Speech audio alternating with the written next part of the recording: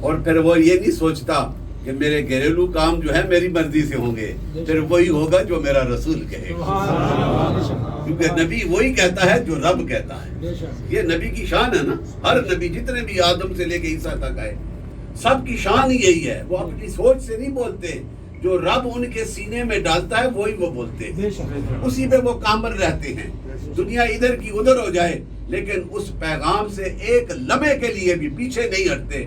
تو میرا نبی تو نبیوں کا سردار بن کے آیا، رحمت للعالمین بن کے آیا ہے، ہر زمانے کے لیے رحمت، ہر گھر کے لیے، ہر سوچ کے لیے رحمت بن کے آیا ہے۔ تو جب انہیں ہم اپنا ہادی اور برحق امام مان لیں گے تو پھر میرا رب کہتا ہے کہ پھر ایمان کی لذتوں سے آشنائی ہو، سبحان اللہ، پھر ایمان کے فیضان سے تم متعارف ہو جاؤ گے، پھر رب کے جلووں کا فیض تمہارے سینے میں منتقل ہو جائے گا۔ یہ اب الفاظ نہیں ہیں میرے دوستو، اس پہ عمل کرو، سوچو کہ حضور کے جو وفادار ہوتے ہیں، جو ذکر رسول کی محفل کو سجاتے ہیں، چاہے جس دور میں بھی جس نے سجائی ہے، اس پہ میرا رب کا کتنا کرم، کہ رب کتنا کرم کرتا ہے کہ یہ میرے اس عبد ہو، بندہ بھی بڑی شان، بندے تو ہم سب ہیں لیکن میرا اور آپ کا رسول عبد سے بھی اوپر کا مقام ہے، عبد ہو ہے، اتنی شان والا میرا نبی۔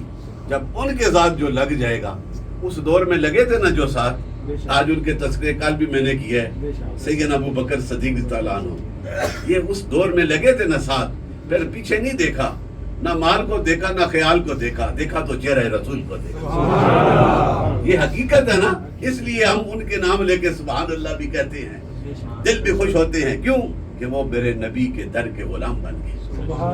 اور آج بھی جب تک یہ رب کی خدائی قائم ہے، اس وقت تک جو بھی حضور کے اس پیغام کے ساتھ، اس سوچ کے ساتھ، دل کی عطا گہرائیوں کے ساتھ نبی کا سچا غلام بن جائے گا، آج بھی گنبد خضرا کا مکی اس پہ نظر کرم فرمائے گا۔ یہ فیضان جاری ہے نا، 1400 سال کی سینچریز اگو گزر چکے، لیکن آج بھی حضور کے دیوانے حضور کا ذکر سن کے خوش ہو جاتے ہیں۔ یہ پہچان ہے، the sign of the perfect believers, کہ جب ذکر ہو سرکار کا، چہرہ مچل لینا، خوش نہ ہوئے خیام وسا، پھر تو بات نہیں نا، ایتھو نہیں ایتھے آ جانا، پھر گال بڑھنی ہے نہیں، کہیں ہونے نا نماز بھی پڑھنے، سارا کچھ کرنے، حضور نہ ذکر ہوئے تو پتہ نہیں کتنے پہنچائی چھوڑا۔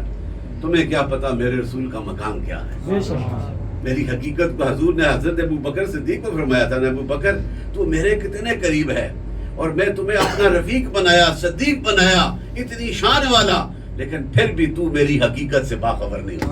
آیا آیا آیا، اگر انہیں یہ کہہ سکتے ہو تو ہماری کیا مجال کہ ہم کیا سوچیں۔ ہمارا کام ہی یہی ہے، ہم حضور کے ذکر کی محفلوں کو سجائیں، اپنے ایمانوں کو کامل کریں۔ لا تؤمنون باللہ ورسولہ، آیا آیا ہے، وتذکروا وتوقروا، یہ میرا قرآن میرا رب کہہ رہا ہے نا۔ ایمان ہی نہیں کامل ہو سکتا جو اللہ اور اللہ کے رسول کے ساتھ اس وقت کامل ہوگا۔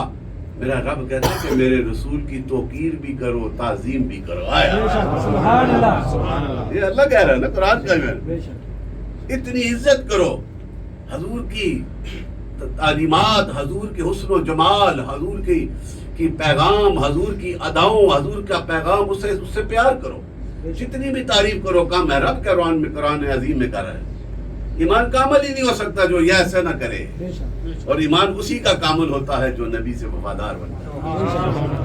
تو یہی وہ کامل لوگ تھے۔ یہ میرے ایک دو حوالے صرف ایمان کی کاملیت، ایمان کو مضبوط کو، بنیاد اچھی ہوگی تو پھر عمارت اعلیٰ بنے گی نا، فاؤنڈیشن اچھی ہوگی۔ یہاں پہ رمل ہے نا، ریت ہے، اور کتنی مضبوط فاؤنڈیشن کرتے ہیں۔ تو یہ خلیفہ کیا نا ہے، برج خلیفہ، دنیا کی ٹالسٹ بلڈنگ، ہائیسٹ بلڈنگ، وہ کھڑی ہے کس کی بنیاد پہ؟ اور ہماری جو ہے اللہ کی رضا میں کاملیت حاصل کرنا، حضور کی خوشنودی کو حاصل کرنے کے لیے ایمان کی ضرورت ہے۔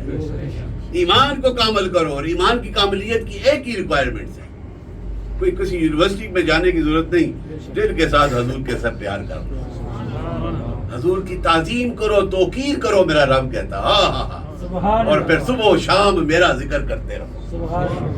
It is mentioned in the glorious Quran. Why not being a seeker and a lover and servant of Islam? یہ تو ہماری ریکوائرمنٹس ہے نا میرے دوستوں۔ میرے آنے کا مقصد ہی یہی ہے. یہاں پہ بیٹھ کر آپ کو یہ پیغام دینے کا مقصد یہی ہے. شاید کسی کے دل میں بھی یہ ایک لمحہ کے لیے حضور کی محبت کی چنگاری لگ گئی تو میرے آنے کا مقصد پورا ہو جائے. یہ وہ فیضان ہے. تو وہ سیدنا ابو بکر صدیق، اسی کا تذکرہ ایک اور حوالہ. سیدنا ابو بکر صدیق رضی اللہ عنہ، پہلے خلیفہ، پہلے ایمان لانے والے، پہلے اپنی دولت کو حضور کی قربان راستے میں نچھاور کرنے والے. یہ شان ہے ان کی. بہت سے حوالے ہیں جس طرح کل میں نے کہا، لیکن میں ان کی بچپن کا ایک حوالہ، غالباً میں نے کل شاید بات نہیں کی ہوگی. بچپن میں آپ ہے، یہ انگریزی میں کہتے ہیں مونوتھیزم اینڈ پولیتھیزم. پولیتھیزم وہ ہوتا ہے نا جو مختلف گاڈز اللہ کے مختلف جنہوں نے خدا بنائے ہیں. تو پہلے مکے میں یہی تھا نا، کوئی غبل پہ پوجا کرتا ہے، کوئی لات و منات کو مانتا ہے، کوئی عزا کو مان رہا ہے. کتنے خدا بڑے ان کے پتھروں کے بنائے ہوئے کعبے کے اندر. یہ پولیتھیزم ہے. تو حضور نے آئے تو مونوتھیزم، یعنی ایک خدا کی عبادت کرو جو اس کائنات کا خالق و مالک ہے.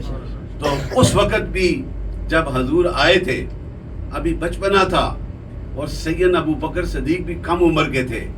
آپ کے والد ابو قحافہ نے آپ کو کعبے کے اندر لے گئے تو کہا کہ ان خداؤں کی پوجا کرو، تو میں آتا ہوں. وہ چلے گئے، واپس آئے تو دیکھا کہ ابو بکر کھڑے ہیں اور خود کو کہتے ہیں مجھے اچھا لباس چاہیے، اگر تو خدا ہے تو مجھے وہ عطا کر دے جس کے سامنے تم سب سر جھکاتے ہو. آواز کوئی جواب نہیں. دوسرا جواب، اب چھوٹی عمر ہے. یہ مونوتھیزم کا